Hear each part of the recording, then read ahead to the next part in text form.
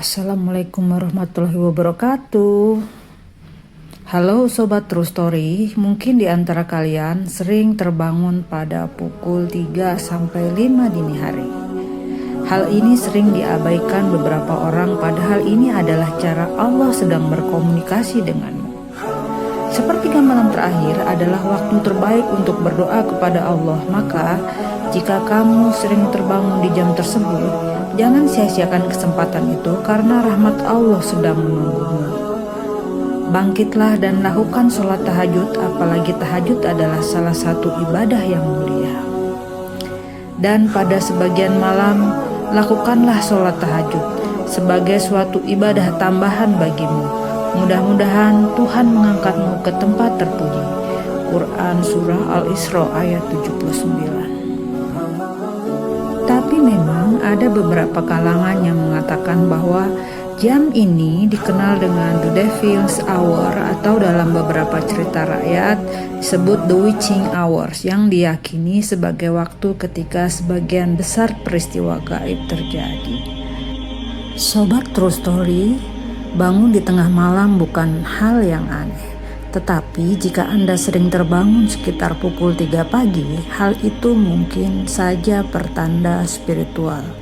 Witching hour merupakan waktu ketika penghalang antara alam fisik dan spiritual berada di titik terlemah. Dengan kondisi jiwa yang nyaman, hal ini memudahkan alam luar untuk menjangkau kita. Kita akan bahas mengenai pertanda kesadaran spiritual. Terjaga antara pukul 3 dan 4 pagi bisa berarti bahwa kesadaran kita sedang bangkit. Sebagian orang meyakini ini sebagai pengembangan kesadaran diri yang lebih besar dan kepekaan terhadap hal-hal di sekitar kita. Artinya, kita bisa merasakan energi dari dimensi lain. Kejadian tersebut menunjukkan bahwa kita mungkin harus memulai perjalanan spiritual. Ini waktu yang tepat untuk bermeditasi dan berdoa agar kita bisa terhubung dengan Pencipta, dengan Allah, dengan kekuatan yang lebih tinggi. Yang kedua, peningkatan kemampuan psikis. Kemampuan psikis berkaitan dengan sejumlah variasi indera keenam yang mencakup telepati, kewaskitaan, telekinesis, dan aportasi. Karena kemampuan psikis yang kuat, alam bawah sadar membangunkan kita untuk membantu kita berkomunikasi dengan dimensi lain pada waktu yang tepat ketika pembatas sedang lemah, atau untuk melindungi kita dari potensi bahaya. Yang ketiga, waspadai entitas negatif.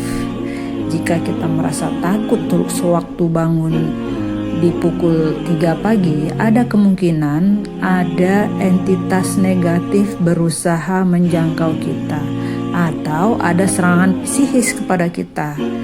Kunjungilah penasehat spiritual atau berdoalah lebih khusyuk kepada Allah agar Allah senantiasa melindungi kita. Yang keempat, panggilan untuk bermanifestasi. Semesta mungkin saja memanggil kita untuk memperbaiki manifesti kita. Ambillah tanda-tanda berharga ini dan memanfaatkan ketenangan dan ketentramannya untuk memikirkan keinginan kita dalam hidup. Perjelas tujuannya, lalu berusahalah mewujudkannya. Manifestasi adalah perwujudan segala hal yang ingin kita rasakan dan alami melalui pikiran dan tindakan kita. Di dalam ajaran Islam, sepertiga malam terakhir adalah waktu sholat tahajud yang paling utama dan terbaik. Di saat inilah hamba Allah yang bertakwa akan mendekatkan diri pada Tuhannya dan memohon ampunan untuk semua dosa-dosanya. Hadis riwayat Bukhari dan Muslim mengatakan bahwa di sepertiga malam terakhir Allah Subhanahu wa Ta'ala akan mengabulkan doa-doa dan mengampuni dosa hambanya yang mendirikan sholat tahajud. Setiap malam Allah Subhanahu wa Ta'ala turun ke langit dunia sampai tersisa sepertiga malam yang terakhir. Allah pun berkata, "Adakah hambaku yang meminta sehingga pasti aku berikan apa yang dia minta?" Adakah hambaku yang berdoa hingga pasti aku kabulkan doanya? Adakah hambaku yang beristighfar sehingga aku ampuni dosanya? Jika ada istilah the devil hours atau witching hours di mana makhluk sakral dan sihir memiliki kekuatan luar biasa di waktu tersebut, maka yakinlah bahwa kita memiliki Allah yang maha kuat yang menjanjikan kemuliaan bagi hambanya yang dibangunkan Allah di sepertiga malam terakhir. Allah sudah memilihmu. Apakah engkau akan menyia-nyiakan kesempatan tersebut?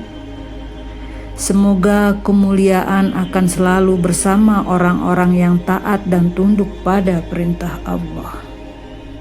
Demikianlah penjelasan kali ini Sobat True Story. Sampai jumpa di artikel berikutnya. Assalamualaikum warahmatullahi wabarakatuh.